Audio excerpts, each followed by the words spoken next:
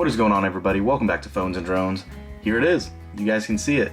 We're finally going to do our side-by-side comparison with the 13 Pro Max and the Pixel 6 Pro.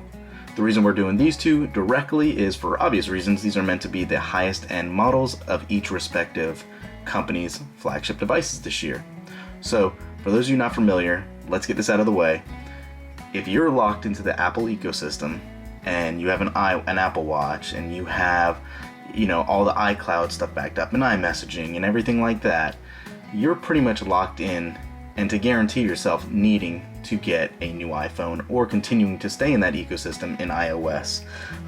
Whereas obviously if you have a Pixel, everything kind of flows with you.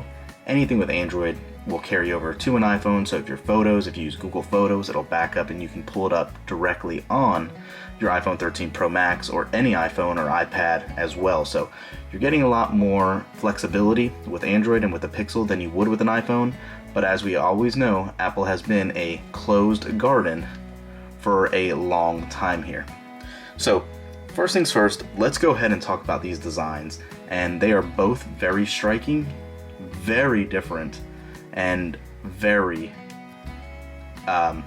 brand recognition is very big with both these devices.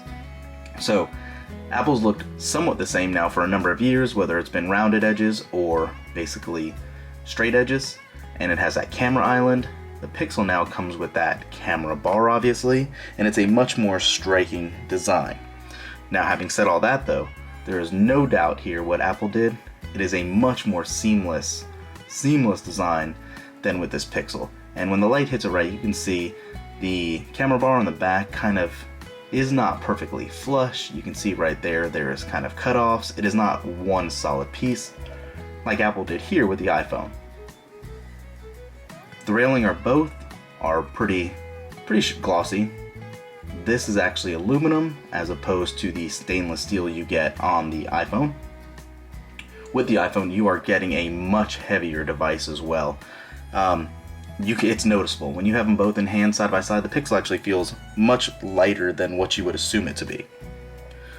Beyond that, your cameras here. On the iPhone, you have three 12 megapixel sensors with 3x optical zoom, whereas on the Pixel itself, actually, you're going to get 50 megapixel primary, 12 megapixel ultra wide, and a 48 megapixel telephoto with 4 times optical zoom.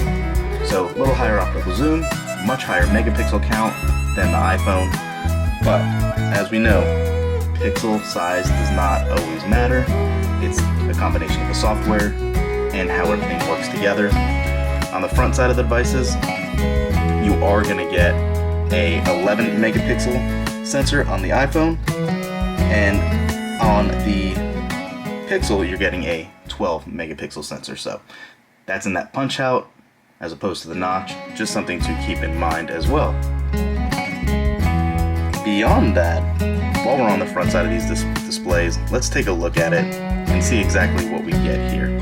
And there's always been a drastic difference in design language between these two devices, and it's much more pronounced in Android 12 and iOS. I really personally prefer how clean Android 12 looks and all of these new additions to make it really yours in Material You. I think it makes a huge difference as opposed to basically kiddie style of what you get in iOS. It's icons, swipe left, right, you finally have widgets, you finally can change your icons, but I truly believe out of the box, the design language here is amazing. Both these displays do finally have 120 Hz refresh rate. Took a while for the iPhone. Pixels and Android devices in general have had them for a while, but it is a great addition. The tweaks with the custom processing chips make the battery life great. We'll touch on that in a minute, but know that the iPhone is the battery champ. A little spoiler alert for you there. Aside from that though, you are going to get a 6.7 inch OLED on both of these. On the Pixel, it's going to be 3120 by 1440.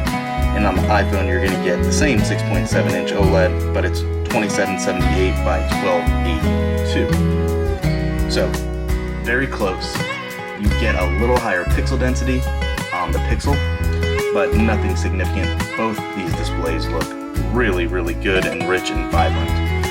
The one difference is in bright bright sunlight, this ProRes display can actually get a lot higher in the nits department than the Pixel, but in your traditional everyday usage, you're going to see this display just as good in bright daylight. Just keep in mind, even in direct sunlight, the iPhone can still get a little bright.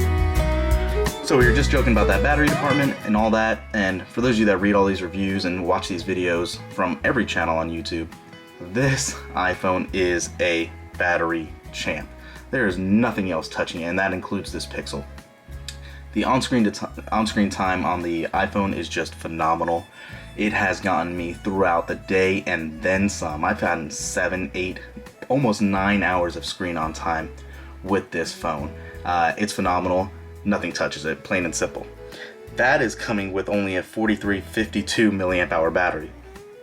On this Pixel here, you're getting a 5000 milliamp hour battery, and you are getting good battery life. I've averaged about 4, 4.5, sometimes 5 hours of on-screen time with this.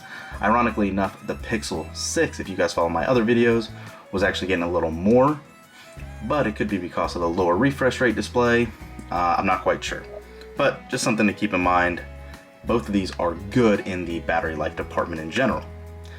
One thing that I do want to bring up is price, obviously. One of the most substantial reasons to purchase a phone, or that it's going to help you justify these phone prices, and the Pixel 6 series in general comes in at a tremendous value. Again, we're talking directly about the Pixel 6 Pro here. This one starts at $899 and the iPhone starts at $1099. So, having said that, there is a substantial difference between the pricing on these two devices.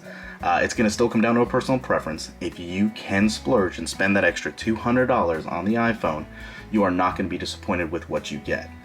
Some of the additional software tweaks and features and build and all that on this Pixel, I truly believe you will be very happy to use. There's been no issues at all with this. The cameras are phenomenal. We have our camera sample video going live here soon. Make sure to thumbs up this video and go check that out, and subscribe to the channel as well so you know when those videos go live. But if you're worried about making sure you're on a budget or something and you still want a high level device that'll get supported for 5 years, this Pixel 6 Pro is the way to go. Beyond that, everything else is just going to come down to personal preference. I don't like the notch, I prefer a hole punch, but I don't like this little bar for the millimeter wave antennas. I think it really just protrudes and intrudes on the design of an otherwise great looking device. It goes all the way to the front of the screen, ironically enough, if you guys can see that there. But aside from that, you're not going to go wrong with either. Personal preference. If you're not stuck in the Apple ecosystem, I think this Pixel 6 Pro is going to be phenomenal for the majority of the people, and I think the Pixel 6 is probably going to be the best seller Google's ever had, and leaves the door open for the next generation of these devices. The Tensor chip has been great in this. It's not going to hit the 888 numbers, but it wasn't meant to. It's more meant to focus on AI.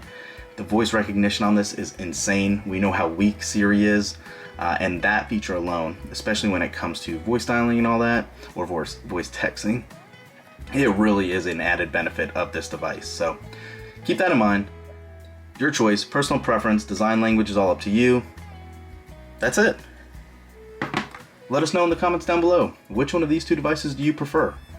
Thanks for watching, guys. We'll catch you in the next one. Peace.